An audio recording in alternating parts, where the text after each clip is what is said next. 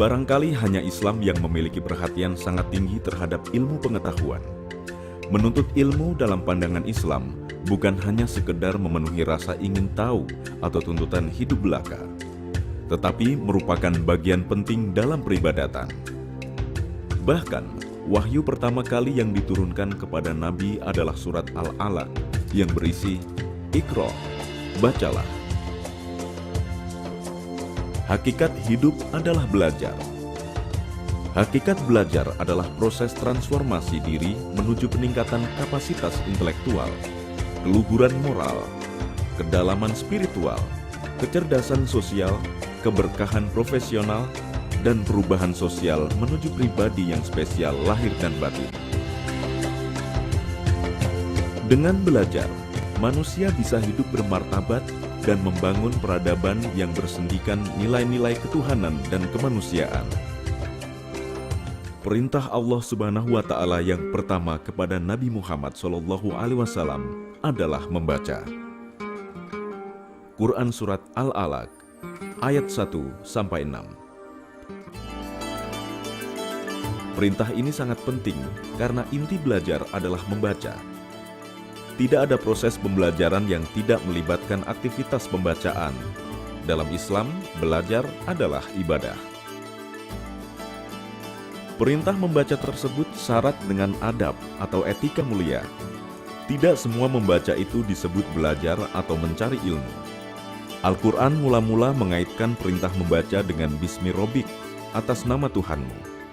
Artinya, adab belajar mengharuskan pelajar untuk meneguhkan niat yang ikhlas karena semata-mata mengharap ridho Allah Subhanahu wa Ta'ala, agar ilmu yang diperoleh membuahkan keberkahan dan memberi manfaat bagi orang lain. Dan perumpamaan-perumpamaan ini kami buatkan untuk manusia dan tiada memahaminya kecuali orang-orang yang berilmu. Al-Ankabut ayat 43. Sebagaimana yang ditegaskan oleh Rasulullah SAW, menuntut ilmu merupakan kewajiban bagi setiap muslim, laki-laki dan perempuan. Bahkan kewajiban menuntut ilmu bagi umat ini diberikan tanpa dibatasi ruang dan waktu. Dalam hasanah Islam dikenal banyak ungkapan tentang mencari ilmu. Di antaranya adalah, tuntutlah ilmu walau sampai ke negeri Cina. Carilah ilmu semenjak dari ayunan sampai liang lahat. Dalam hadis lainnya dijelaskan bahwa ilmu yang wajib dituntut adalah ilmu yang bermanfaat, yang bukan hanya benar, tapi juga dapat mendekatkan diri kita kepada Allah Subhanahu wa Ta'ala dan dapat memberi kebahagiaan bagi kita, keluarga, dan masyarakat, baik di dunia maupun di akhirat. Rasulullah SAW bersabda, "Apabila anak cucu Adam itu wafat, maka terputuslah amalannya, kecuali 3 perkara: sedekah jariah, ilmu yang bermanfaat, dan anak solih yang mendoakan orang tuanya." Hadis riwayat Muslim dari Abu Hurairah radhiyallahu anhu. Allah berfirman, "Dan seandainya pohon-pohon di bumi menjadi pena dan laut menjadi tinta, ditambahkan kepadanya 7 laut lagi sesudah keringnya, niscaya tidak ada habis-habisnya dituliskan kalimat ilmu dan hikmah Allah. Sesungguhnya Allah Maha Perkasa lagi Maha Bijaksana."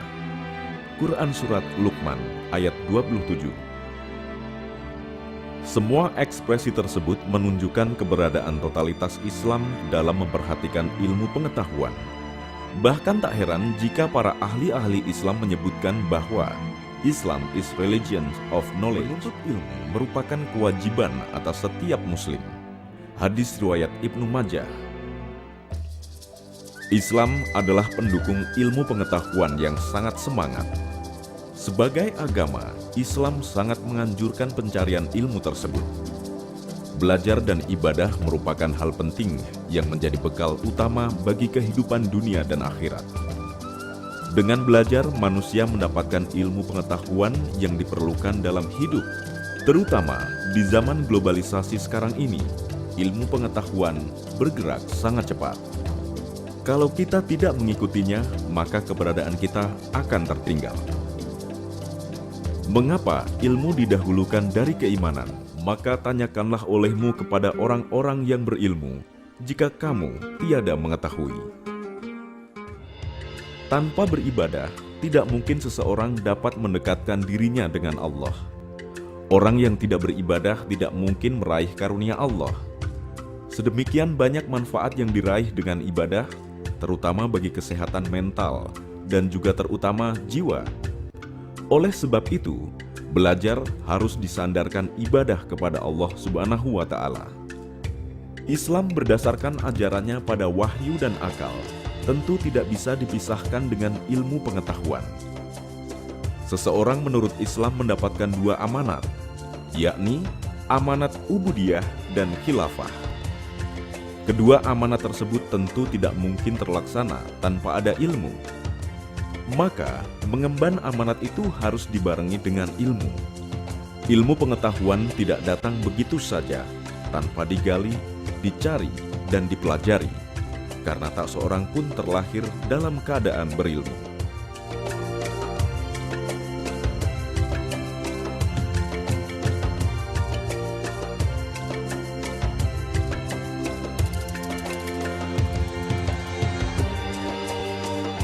Siapa berjalan di atas jalan dalam rangka menuntut ilmu, maka Allah mudahkan jalan menuju surga. Dan sesungguhnya malaikat meletakkan sayap-sayap bagi penuntut ilmu, tanda ridho dengan yang dia perbuat. Iman, ilmu, dan amal memiliki relasi yang sangat kuat. Al-Quran mensinyalir bahwa perbuatan yang baik semacam memberi sedekah yang tidak berdasar pada iman, tetapi pada yang lain, seperti riya, maka itu akan seperti menumpuk tanah di atas sebuah batu yang licin. Ketika hujan datang menerpa, maka ia akan menghempaskan segala apa yang ada di atas batu tersebut. Perpaduan antara iman dan amal ini akan menjamin kejayaan hidup kita dan menghindarkan kita dari kerugian, menyelamatkan kita dari terjatuh ke tempat yang paling rendah, dan membawa kita ke surga yang dijanjikan. Jadi, ketika komponen ini yakni ilmu, amal, dan iman harus tetap kita miliki dan pertahankan, agar amal kita selama di dunia tidak menjadi sesuatu yang sia-sia. Barang siapa meniti satu jalan untuk mencari ilmu, niscaya dengan hal itu Allah jalankan dia di atas jalan di antara jalan-jalan surga. Hadis riwayat Abu Dawud. Fakta sejarah: para ilmuwan Islam berperan besar memperkaya ilmu pengetahuan seperti filsafat, bahasa, seni, sejarah, matematika, astronomi, kedokteran, dan ilmu perdagangan. Sebut saja Ibnu Sina, Ibnu Khaldun, Ibnu Hayyan, Al-Farabi, Al-Fazari, Al-Farghani. Allah akan meninggikan orang-orang yang beriman di antaramu dan orang-orang yang berilmu beberapa derajat. Quran Surat Al-Mujadalah ayat 11. Hakikat hidup adalah belajar. Hakikat belajar adalah proses transformasi diri menuju peningkatan kapasitas intelektual, keluhuran moral, kedalaman spiritual, kecerdasan sosial, keberkahan profesional, dan perubahan sosial menuju khairul ummah atau umat terbaik. Dengan belajar, manusia bisa hidup bermartabat dan membangun peradaban yang bersendikan nilai-nilai ketuhanan dan kemanusiaan. Ketika seseorang membaca, maka dirinya mempunyai waktu untuk menyimak, memahami isi bacaan. Dengan membaca, seseorang mempunyai waktu untuk mengulang-ulang kembali. Apabila dia belum memahami inti bacaan, semakin sering dia membaca, semakin sering dia memperhatikan, maka semakin banyaklah ilmu yang didapatnya.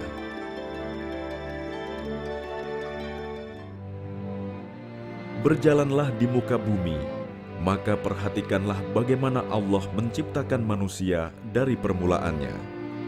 Kemudian Allah menjadikannya sekali lagi. Sesungguhnya Allah Maha Kuasa atas segala sesuatu. Quran Surat Al-Ankabut ayat 20. Belajar dalam Islam menjadikan kita benar-benar menjadi manusia yang benar. Islam menjadikan seorang guru berjuang untuk kejayaan bangsa dan agamanya. Menjaganya untuk tetap idealis karena yang ia incar adalah akhirat dan ridho Allah. Islam menjadikan seorang dokter penuh dedikasi, bukan karena materi atau ucapan terima kasih. Hingga dengan itu, ia dapat mencium harumnya surga. Islam pun menjadikan birokrat tegas meneriakan kebenaran dalam sendunya kesalahan massal. Karena yang menjadi pedoman bukanlah dunia, tapi Allah semata. Sesungguhnya Allah dan para malaikat, serta semua makhluk di langit dan di bumi, sampai semut dalam lubangnya, dan ikan di lautan, benar-benar bersolawat, mendoakan kebaikan bagi orang yang mengajarkan kebaikan, ilmu agama, kepada manusia. Hadis riwayat Tirmizi dan Tabrani. Islam menyempurnakan pandangan manusia terhadap dunia dan tujuan hidup, apapun peran dan profesinya.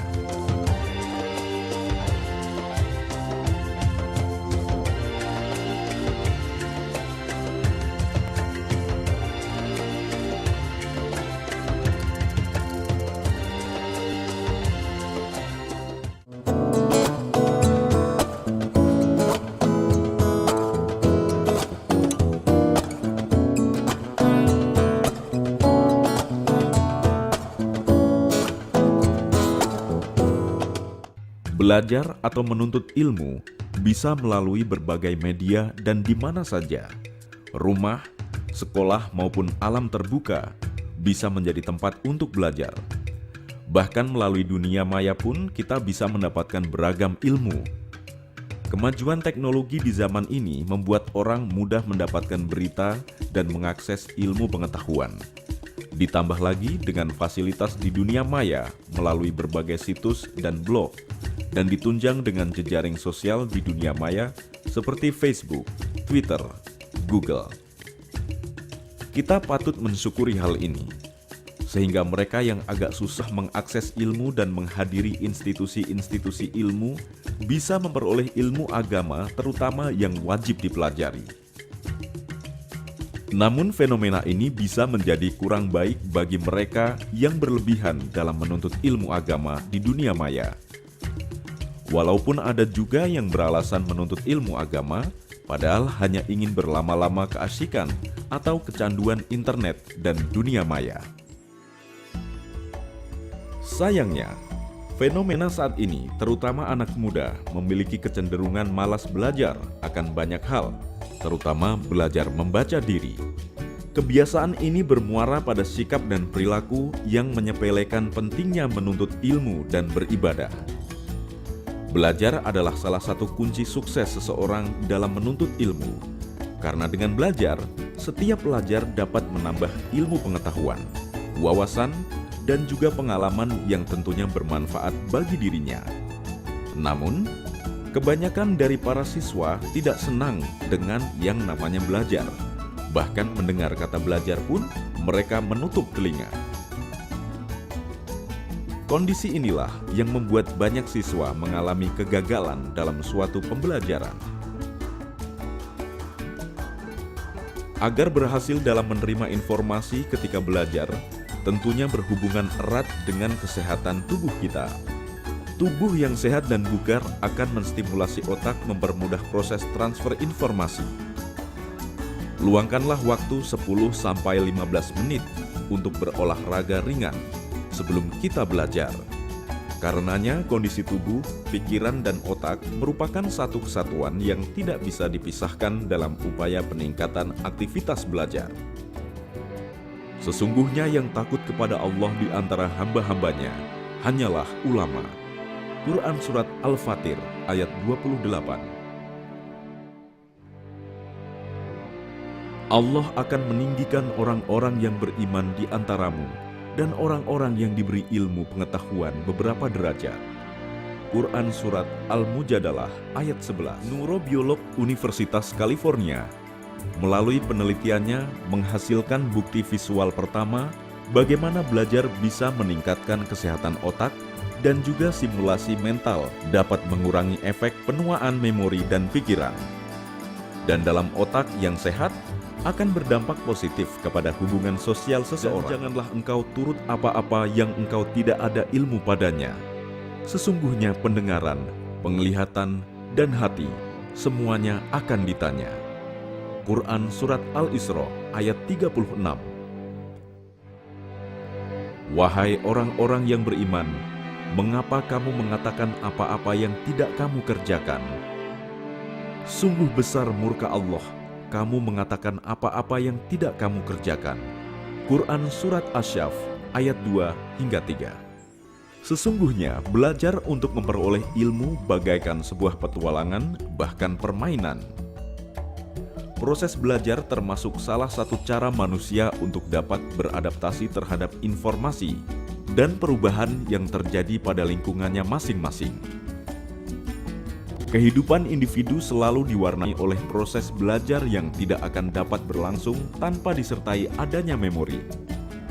Banyak cara yang dapat dilakukan manusia untuk menyerap, mengatur, dan mengolah informasi dengan mudah. Hal inilah yang disebut dengan tipe belajar.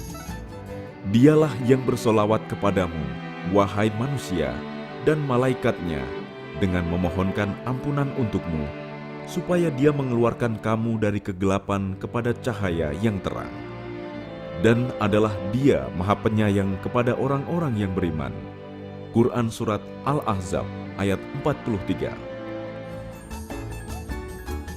Memang saat ini banyak orang beranggapan bahwa belajar itu dapat membuat kita pusing dan melelahkan. Semua hal yang dilakukan, entah yang sia-sia atau yang manfaat, sama-sama berdampak lelah dan capek. Tapi persoalannya, apakah ia bermanfaat untuk kita atau tidak? Terlebih, kemanfaatannya untuk kebahagiaan dalam kehidupan kita, kini dan masa depan.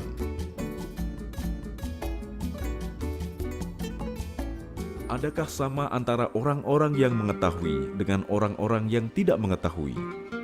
Quran Surat Az-Zumar ayat 9. Arti harfiah ilmu atau ilmi adalah pengetahuan, dari kata dasar alima yang berarti mengetahui. Namun dalam tradisi ilmiah Islam, ilmu bukanlah sembarang pengetahuan, tetapi pengetahuan yang nyata.